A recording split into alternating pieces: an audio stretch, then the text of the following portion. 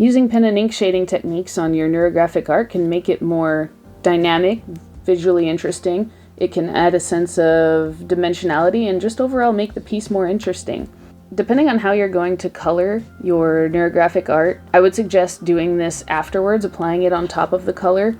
But if you were just going to be using transparent watercolors, then it doesn't matter. But if you're going to be coloring with acrylic pens or anything opaque, then I would do this after, because you won't be able to really color between all the tiny lines that we're going to be making.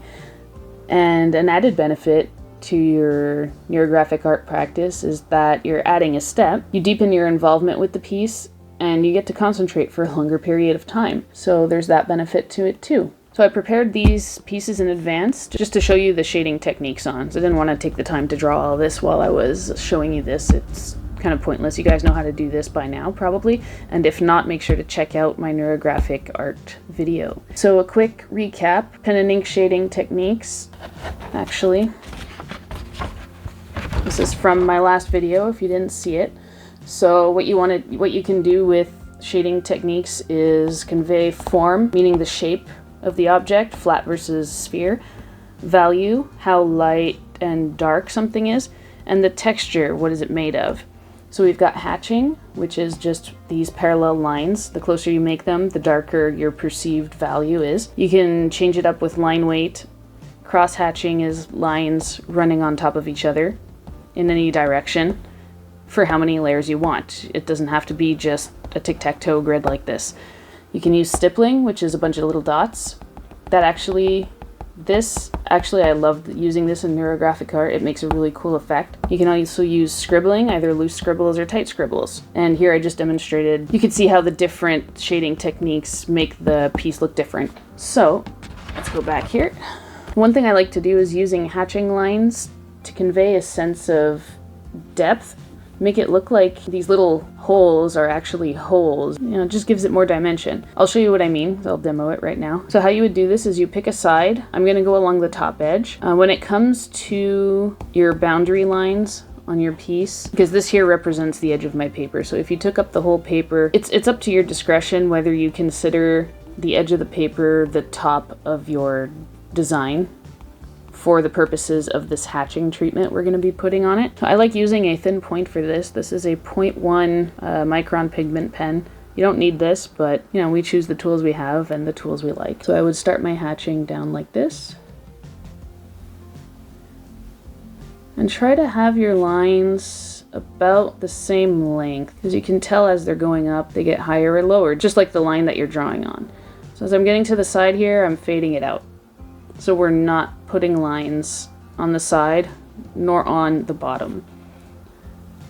And we do the same thing with the top over here. Like I said, this could take a while, but it adds to the practice. There you go. Just like that. It can get a little confusing on where to add things once you start having more complicated shapes like these swirly things over here, but just do your best to put them where you think they should go. It's your piece. Oh, wow, I hadn't noticed how big this shape was here. So since this one's coming out, I'm not going to put anything there.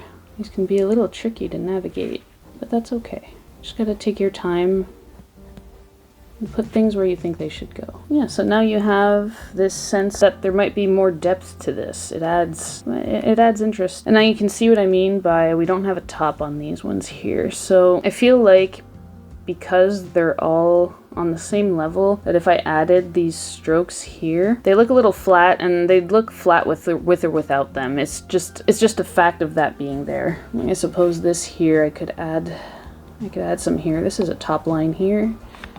So up until that would reach, would this have something? It's a little bit to the side.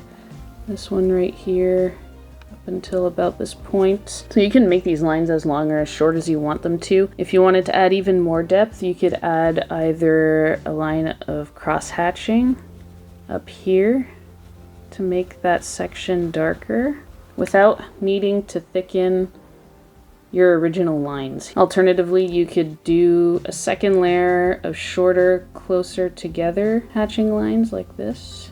Although if you're not great at starting and stopping your lines within the lines like I am sometimes, This might just make it look messier than anything. So using hatching like this is one way to get more depth in your neurographic art. You could also do the inverse of this, where you're using the bottom half. I actually like doing on the bottom half, maybe a little more. It always gives me the feeling it looks like it gives an effect that makes it look like a cobbled road or something like that. I'm gonna show you that. So I'm gonna actually use a bit of a thicker marker this time. A bit of a thicker pen this time. It's gonna make things go a little faster. So this time we're gonna put them on the bottom.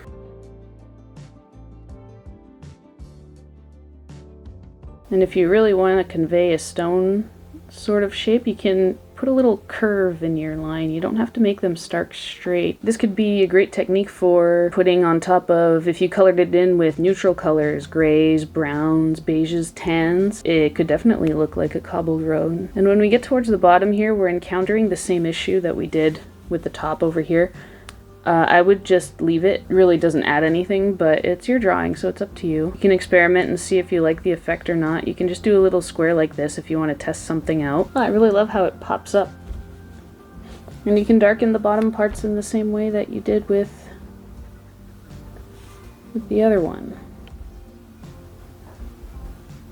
Well, I think I'm going to do a complete cobbled road after this. I really like this effect. Okay, so you can also use Stippling. That's the one where we do a lot of repetitive dots.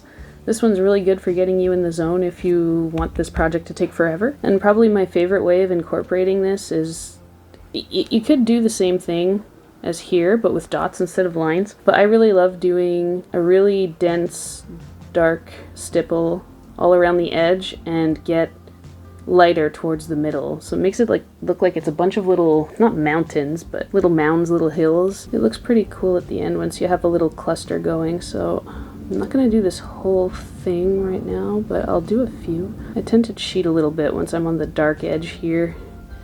To make my stippling denser, I kind of just mix in a few scribbles, and yeah, I can't really tell the difference too much.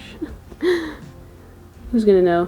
It's mine. When you're done your first round of the darker one, the more closer you get to the center, just make your dots farther apart. When you get more towards the center, you just keep them more farther apart. And at the top, you can put nothing at all. So you can already see how it's kind of tall in the middle and lower towards the edges. And there's nothing against combining the type of markings, right? You can combine things to make them work for you. It's your own project. We've got to steer away from that right and wrong mindset when we're doing stuff like this, because there is no right or wrong. I mean, will it look wonky if you put something on one side by accident when you weren't supposed to? It might, but who cares? If you let that upset you, then pretty much undone the whole purpose of the exercise, the mindful creation of neurographic art. And you can cover the top of this edge here, like you see this is thicker than this one here, so maybe this one does go lower on this side, and you can convey that by covering the top and slowly spacing out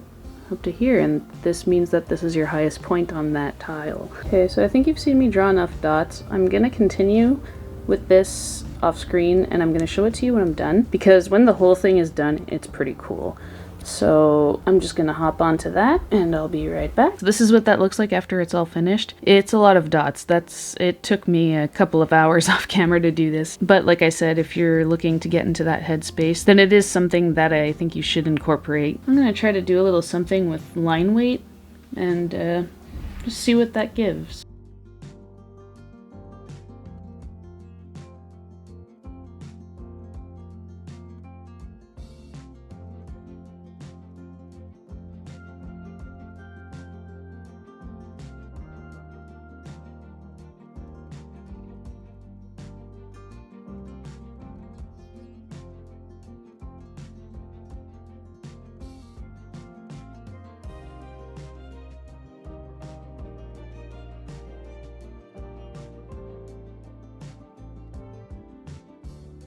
So that's that. I just used 2 different thicknesses of lines towards the top of the shapes, and I kind of like how it turned out. It has a flowing quality to it. I don't know, for some reason it reminds me of molten metal, so maybe some metallic colors under this kind of pattern would make for a cool effect in the neurographic pattern. Another thing you could do with the shading techniques, instead of trying to create an effect like rising and falling and stuff like that, you could just use it to create different values within your piece. So let's say you use some hatching down here to make it look darker than all the others. And at the same time, it kind of adds a pattern into your piece. Let's say all those little skinny ones we can push back with some hatching. And it doesn't all have to be in the same direction. If you switch it up a little bit, it'll add a little more dynamic interest and not make it look so flat. And in some of them you can make some scribbles.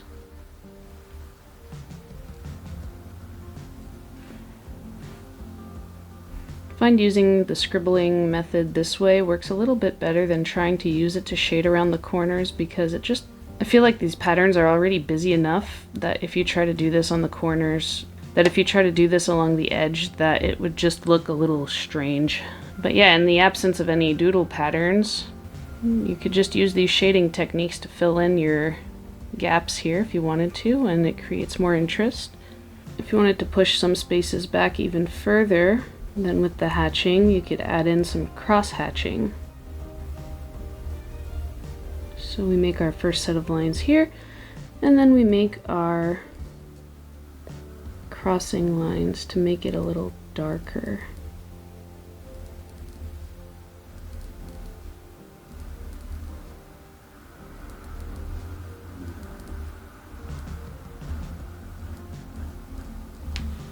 So that pushes that back even more than the ones with just the straight lines. You can also pick and choose the direction of your lines here.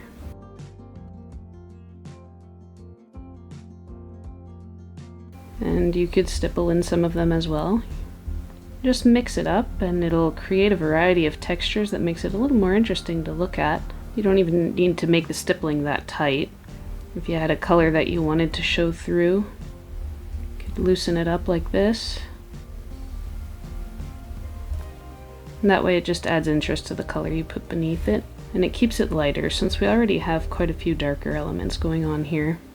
Okay, so that's about that. I could keep going with this, but I think you get the idea by now.